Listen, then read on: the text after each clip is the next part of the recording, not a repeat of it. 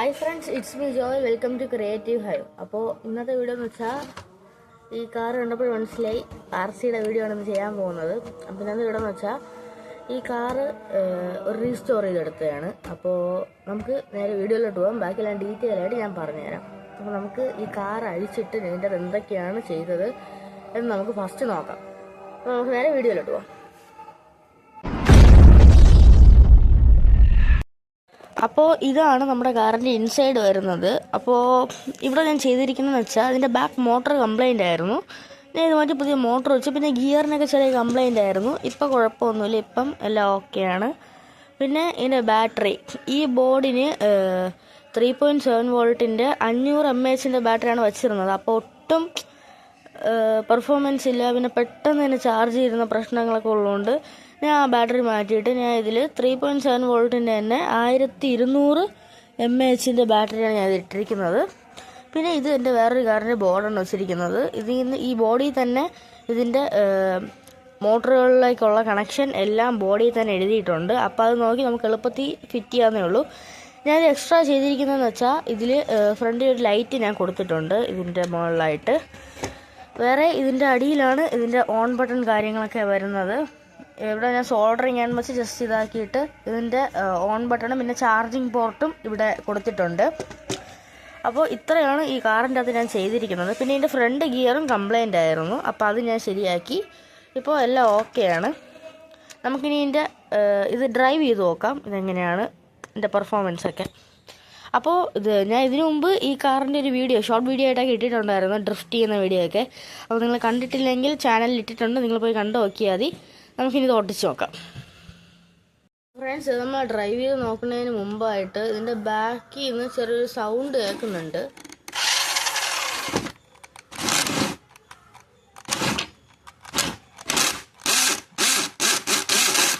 നിങ്ങൾക്ക് സൗണ്ട് കേൾക്കാൻ തോന്നുന്നു. എനിക്ക് തോന്നുന്നു ഗിയറിൻ്റെ എന്തെങ്കിലും പ്രശ്നമായിരിക്കും.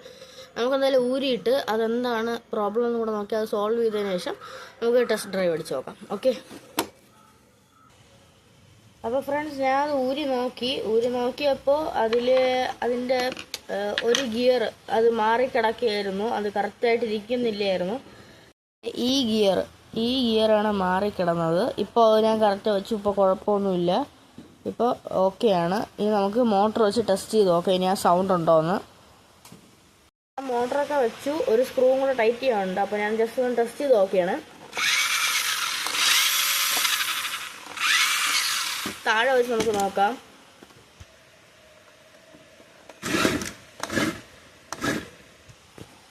സൗണ്ട് ആ പ്രശ്നം ഇപ്പോൾ മാറി. ആ ഗിയർ കറക്റ്റ് ആയപ്പോൾ ഇപ്പോൾ ആ പ്രോബ്ലം മാറി. നമുക്ക് ഇതിൻ്റെ സ്ക്രൂവും കൂടെ ടൈറ്റ് ചെയ്തിട്ട് ഇത് നമുക്ക് ഓടിച്ച് നോക്കാം. അപ്പോൾ ഇതിനെ ഒന്ന് പറഞ്ഞു തരാമെന്ന് വെച്ചാൽ ഇത് ബാറ്ററിയുടെ പ്ലസ് ആൻഡ് മൈനസ് ആണ്. പിന്നെ ഇവിടെ ലെഫ്റ്റ് റൈറ്റ് ഫോർവേഡ് ബാക്ക്വേഡ് അങ്ങനെയാണ്. ലെഫ്റ്റ് റൈറ്റ് ഫോർവേഡ് ബാക്ക്വേഡാണ് ഈ 4 എണ്ണം. പിന്നെ ഇവിടെ ആയിട്ട് വരുമ്പോൾ L- L+ ഉണ്ട്. അത് ലൈറ്റിൻ്റെയാണ്. ലൈറ്റിൻ്റെ പോസിറ്റീവ് ആൻഡ് നെഗറ്റീവാണ് അത്. അപ്പോൾ ഇത്രയാണ് ഈ ബോർഡിൽ മെയിനായിട്ട് മനസ്സിലാക്കാനുള്ളത്. ഇനി നമുക്ക് ലൈറ്റിൻ്റെ കണക്ഷൻ നമ്മുടെ ഈ ബോഡിയിലാണ്. ഈ വയർ നമുക്ക് ഇതിലേക്ക് കൊടുക്കാം. ഓക്കെ. അപ്പോൾ അത് ഇതിവിടെ കൊടുത്തിട്ടുണ്ട്. ഇവിടെ റെഡ് വയർ പ്ലസ്സിലും വൈറ്റ് മൈനസിലാണ് കൊടുക്കുക. അത് നിങ്ങൾക്ക് അറിയാമെന്ന് ഞാൻ വിചാരിക്കുന്നു. അപ്പോൾ അവിടെ ലൈറ്റ് കത്തിയിട്ടുണ്ട്. നമുക്കിനി ഇതിൻ്റെ ക്യാപ്പൊക്കെ വെച്ച് അടച്ച് നമുക്ക് വണ്ടി ഡ്രൈവ് ചെയ്ത് നോക്കാം. അപ്പോൾ നമ്മളെ കാറിനെ പുറത്തുനിന്ന് നോക്കുമ്പോൾ ഇങ്ങനെയാണ്. ഇതിൻ്റെ ലൈറ്റ് ഇതിനെ എക്സ്ട്രാ വെച്ചതാണ്. എങ്ങനെയുണ്ടോ നിങ്ങൾ കമൻറ്റിൽ പറയണം. അപ്പോൾ നമുക്കിനി ടെസ്റ്റ് ഡ്രൈവ് ചെയ്ത് നോക്കാം. അയ്യോ, റിമോട്ട് വീഴുന്നു.